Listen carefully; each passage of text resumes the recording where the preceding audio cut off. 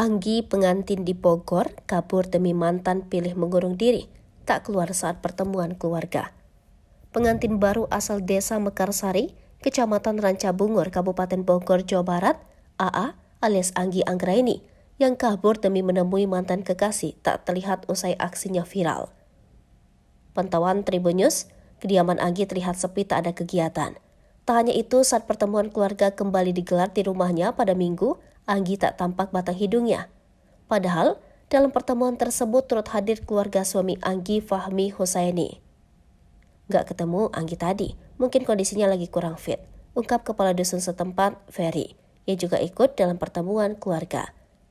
Terkait keluarga Anggi, Ferry menduga masih syok dan trauma atas aksi putrinya. Karena itu, tak heran melihat situasi rumahnya yang sepi dari aktivitas. Trauma pasti ada, namanya musibah gini kan, lanjut Ferry. Sebelumnya, mediasi yang dihadiri oleh keluarga Anggi dan Fahmi telah dilakukan di Polsek Rancabungur.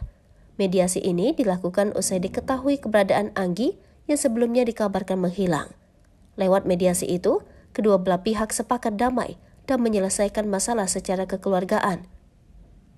Kedua belah pihak sudah berdamai, bersepakat menyelesaikan permasalahan tersebut secara baik-baik, kekeluargaan untuk saling menerima, ungkap Kapolsek Rancabungur, Ibtu Hartanto Rahim.